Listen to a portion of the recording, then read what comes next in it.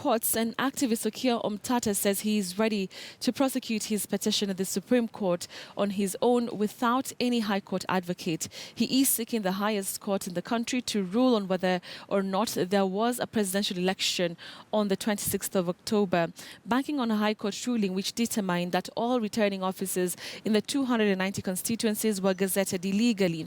Omtatah says he will also be seeking Supreme Court's determination on whether or not, if the election is upheld, President-elect will have legal grounds to rule Kenyans in the 4 counties which did not surrender their sovereignty since no election was held in those areas. Well, Duncan Haemba reports.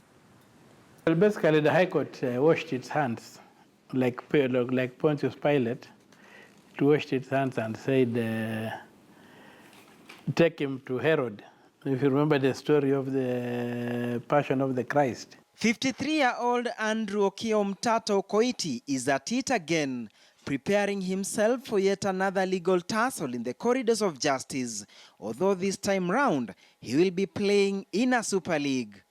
Omtatah has filed a petition at the Supreme Court of Kenya, Supreme Court Petition number 18 of 2017, Okiya Omtatah versus IEBC and its chairman Wafula Chebukati as first and second respondents respectively, and all the August 8th presidential election candidates as interested parties. Picking up from where the High Court left, he wants the Supreme Court to rule, among other things, whether indeed what took place on Thursday, October 26, was a fresh election.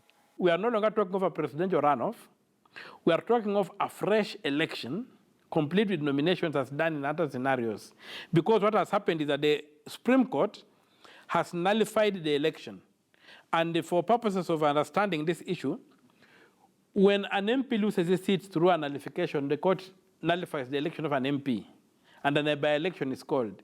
It usually begins with nominations that are open to everybody.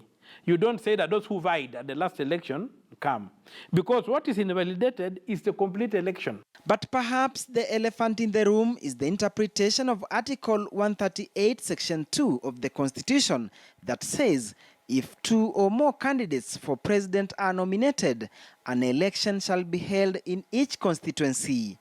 Omtatah argues that should the election be upheld, then President Uhuru Kenyatta cannot rule the 25 constituencies where the exercise did not take place. Hence, residents did not surrender their sovereignty as per Article 1, Section 2 and 3 of the Constitution.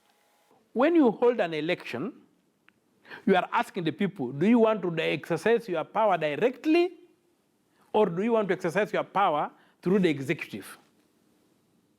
So when they come and participate in an election, they are saying, we have agreed to exercise our power through the executive. And then whoever comes out as the winner in that election has authority, moral authority over them, because they participated in an election.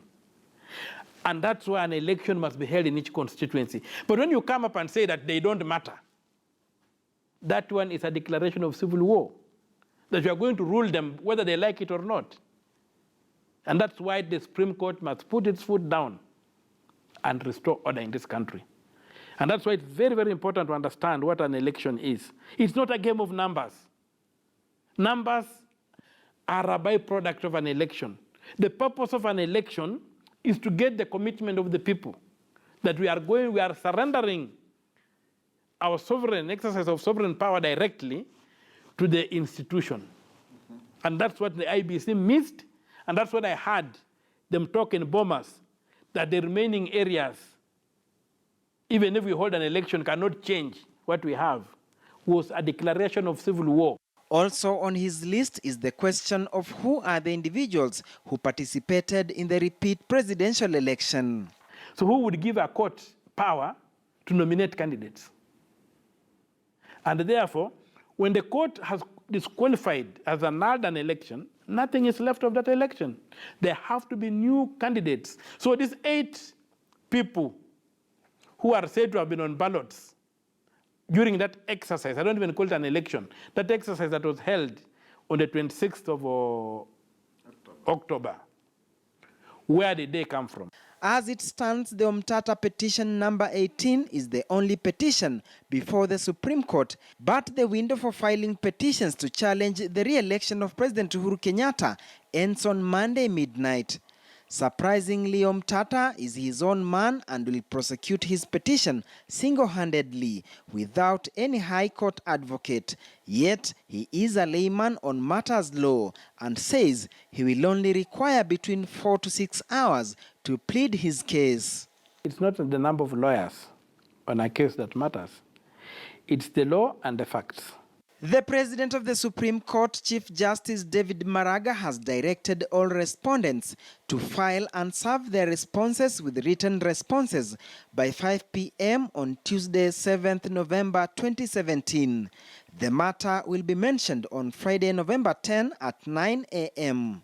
The first time Okiya Omtatah got an opportunity to argue before the Supreme Court on his own was in 2016, when he appeared as an interested party in the Justices Kalpana Rawal and Noi retirement case.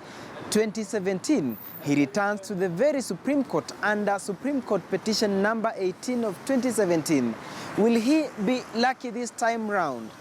Duncan Hemba, KTN News, Nairobi. Right, we'll be waiting to see.